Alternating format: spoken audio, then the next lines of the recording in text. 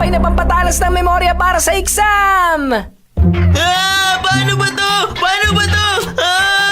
Paano to ngayon? Ako po! Naku naman, paano to? Paano to? Paano to? Naku po! Lagot ako nito! Hindi ko maintindihan kung anong nangyayari. Ano ba nangyayari sa'yo, Hanolita? Doraemon, tulungan mo ako!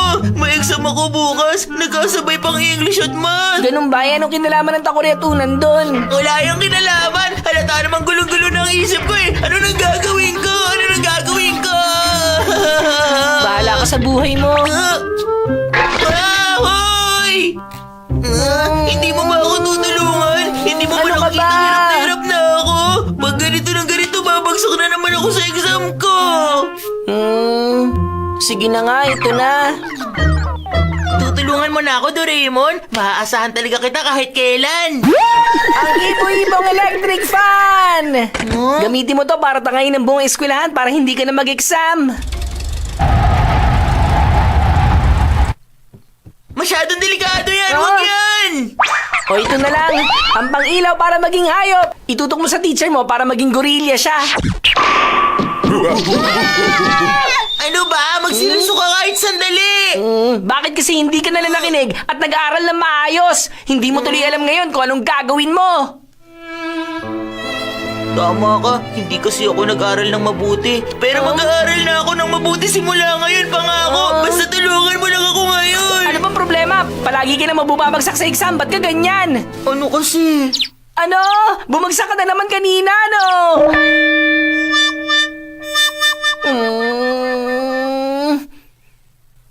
Anong gagawin ko pag nalaman ni Mama ang score ko? Doraemon, Pambihira to. hindi naman pambihira ang bumagsak sa exam. Ang dali nga lang eh. Hindi yon. Ang exam na to ay may 20 tanong ng tama o mali. Tama ba ako? Ganun nga. Kahit pa hindi mo alam ang makasagot sa ganitong klase ng exam, pwede ka pa rin makakuha ng kahit ilang tama.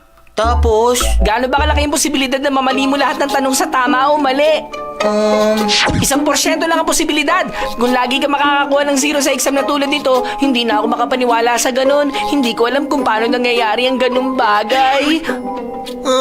hindi ba talaga yun kapani-paniwala? Hindi lang yan. Ang kakaiba pa rito, nahulaan mo lahat ng maling sagot. Ibig sabihin, pag hinulaan mo kabaliktaran ng mga sagot sa exam na yan, siguradong... 100% yung tama! Alam ko na, bumabalik na uli ang lakas ng loob ko. Ang galing! Hindi na ako makakakuha ng 0. Makaka-perfect na ako. Ano yun? Sa likod mo!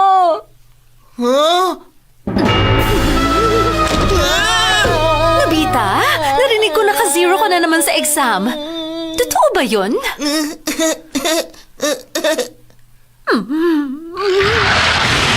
Nobita!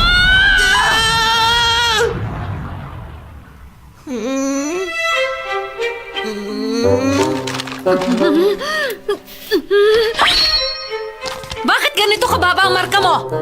Mama, kung babalik na rin lang, magiging tama ang lahat ng sagot ko. Bakit ba palagi na lang ganyan ang sinasabi mo? Imposible na mawala ka na itamang sagot sa exam na tama o mali. Sige na, tama na yan, Mama. Palagpasin mo na yan sa ngayon. Huwag ka na magalit. Makinig ka mabuti, Nobita. Pag bumagsak ka pa ulit sa susunod mong exam, wala ka matatanggap na baon ng isang buong buwan. Walang baon! Paano to? Hindi pwede to, 0. Ayoko maka-0 ulit sa exam. Mawawalan ako ng baon sa loob na isang O buwan. sige na, alam ko na. Tinapay na pampatalas ng memorya!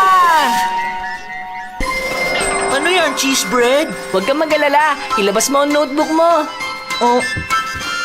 Ito. Kailangan mo lang idikit ang tinapay sa notebook mo. Makokopya na nito nakasulat. Ngayon, kainin mo. Ano, masarap naman, di ba? Ubus na. Ngayon, matatanda mo na lahat na nakopya ng tinapay na nakasulat sa page dito. Ha? Talaga? Subukan nga natin.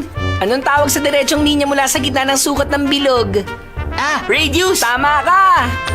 Ano naman ang tawag sa tatsulok na may 2 pantay na gilid? Isosceles triangle! Tama ulit! Ang galing naman! Isa na akong henyo ngayon! Pag nakabisado mo na ang math at English notebook mo, libro at assignment, sigurado makakapasa ka na sa exam mo bukas.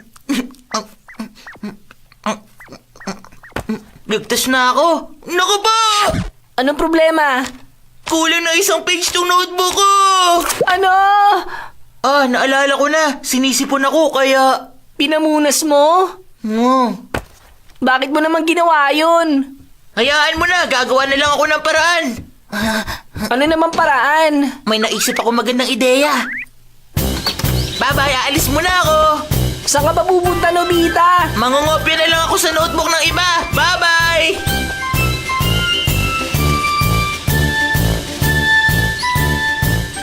Nangongopya ka? Bakit gusto mong hiramin ang notebook niya? Gagamitin kong tinapay na pang memorya. Wow, mukhang masarap yan Kainan na! Ay, wala ka namang ginawa. Basta mo nalang kinain. Sayang naman. Ha?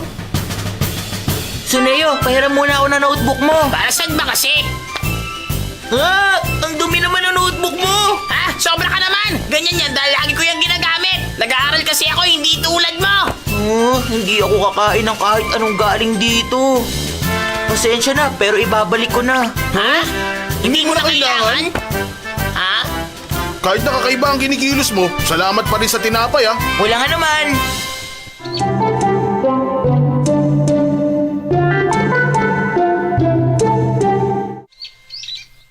Sabi ko na nga ba malinis at maganda ang mga notebook mo, Shizuka. Makakabisado ko agad ang lahat ng nakasulat dito. Sana nga ganyan lang kadali magkabisa ng mga bagay, no? Malaki ang tiwala ko sa galing kong magkabisa. Ikaw na pinakamakakalimutin sa klase, Nobita. Sige, ipapakita ko na lang sa'yo. Halimbawa, dito sa librong to ng mga tula, pumili tayo ng isang page na nakalagay. Babasahin ko lang sandali ang pahina gaya nito. Ayos na, kabisado ko na ang lahat ng nandito. Talaga? Tanungin mo ko na kahit ano. Sige nga, sabihin mo kung ano ang artichoke. Halaman galing Europa na tinatanim dahil sa malalaki nitong bulaklak. Tama ka. Ano naman ang Aida? Isa yung operang gawa ni Verdi na may 4 na yugto. Ang galing! Tama lahat! Madali lang namang makakuha ng perfect score sa exam bukas. Talaga? Ang sarap-sarap naman ang pagkain na to. Nobita, hindi ka ba talaga mag-aaral? Sige na nga, sisimulan ko na ang pag-aaral. Eto na. Ididikit ko lang ang tinapay sa notebook ni Shizuka. Tapos kakainin ko. Ang sakit ng tiyan ko. Hindi ko na kaya kumain ng tinapay. Shizuka, pasensya ka na. Pwede ko bang iuwi ang mga notebook mo? O, sige.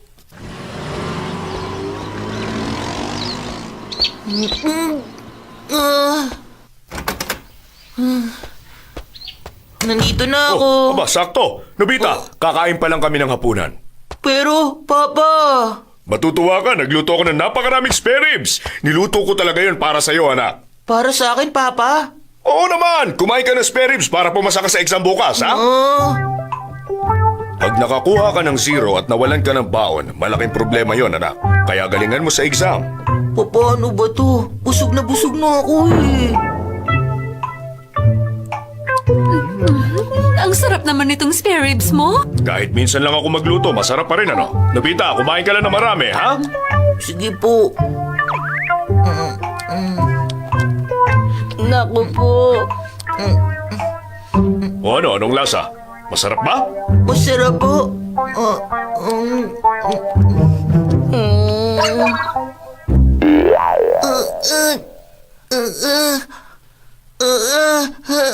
Ano, nakain mo na lahat ng tinapay na kailangan mo para sa exam bukas? Marami pang natira, hindi ko na kaya ubusin. Kung hindi mo yan kakainin, babagsak ka sa exam bukas. Kaya kailangan mo na yan kainin ngayon. Oo, tama ka.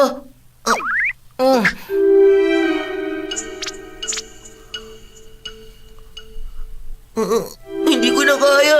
Hindi ko na kayang kumain. Kaya mo yan, pilitin mo kainin. Pag bumagsak ka, alam mo na kung ano mangyayari. Isang buwan kang walang baon. Alam ko yun. E di kumain ka pa, uminom ka ng tubig, tapos kumain ka ulit. Isa pang page dali, uminom ka ng tubig, isa pang page, oh. Ito, kainin mo, kain pa. Basta uminom ka lang!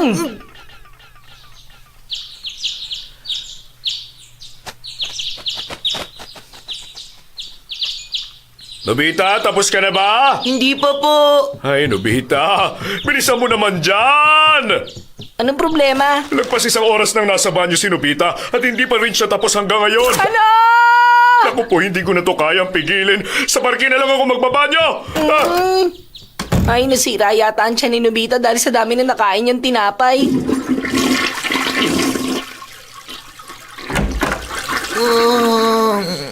Naku po, lagot! Nilabas mo na lahat ng kinabisado mo kahapon! Ano?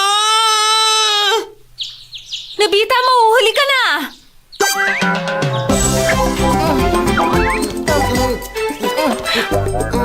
Kailangan natin simulan ulit sa umpisa. Ano pong ginagawa mo? Mahuhuli ka na! Ang hirap-hirap naman mag-aral.